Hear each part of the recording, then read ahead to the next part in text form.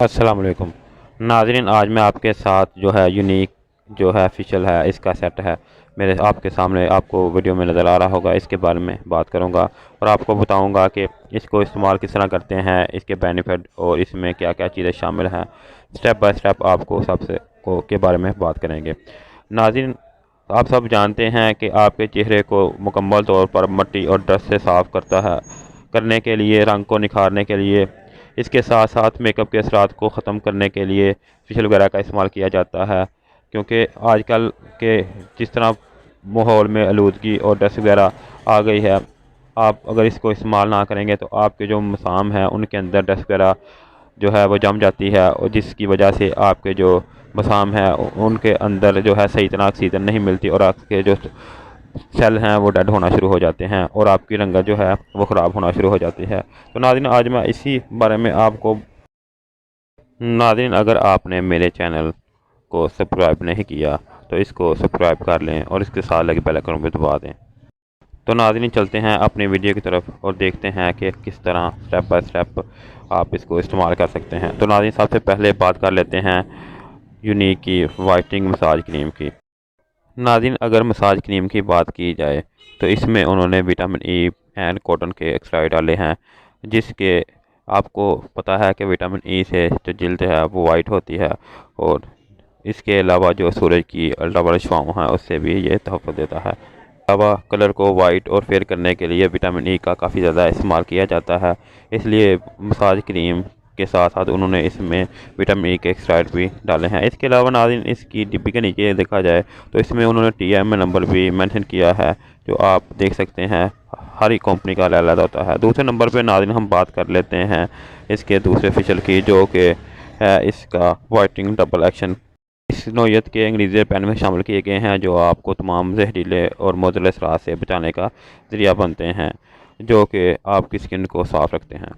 नाज़रीन, तीसरे नंबर पे हम आ जाते हैं इसके ट्रिपल एक्शन की। नाज़रीन, अगर ट्रिपल एक्शन की बात की जाए तो इसमें उन्होंने शिया बटर और एलोवेरा के एक्सट्रैक्ट शामिल किए गए हैं, जो आपकी स्किन की हिफाजत करने के साथ साथ इनको जो ग़िज़ाई पोषण है वो भी मुहैया करते हैं। नाज़रीन, जो चौथे नंबर पे है वो है नाज़रीन इनका स्किन पॉलिश। नाज़रीन, स्किन पॉलिश की बात करें तो स्किन पॉलिश में बॉडी स्क्रब रेसिपी शामिल की गई हैं, जो आपकी स्किन को शाइनी और चमकदार बनाने के साथ साथ इसको वाइट भी करता है और इनकी ग़िज़ाई ज़रूरत को, जल्द की ग़िज़ाई ज़रूरत को पूरा करता है। इसके अलावा नाज़रीन, जो चौथे नंबर पे आता है इसका, वो है इसका मड मास्क। नाज़रीन, मड मास्क को सबसे आखिर पे इस्तेमाल करते हैं। इसके इस्तेमाल से जो मसाम खुल जाते हैं इनके अंदर जो है वो मड मास्क इस्तेमाल करने से इसकी जो ग़िज़ाइयत है वो दोबारा आ जाती है और इसके जो मसाम है वो फिल हो जाते हैं। नाज़रीन, इसमें इन्होंने एलोवेरा, मेंथ ऑयल और इसके अलावा विटामिन सी के एक्सट्रैक्ट शामिल किए गए हैं। नाज़रीन, हम आपको बताते चलें कि इसको इस्तेमाल किस तरह करते हैं, स्टेप बाय स्टेप इसके बारे में हम बात करते हैं, और इसके लगाने का तरीका क्या है इसके बारे में बात कर लेते हैं।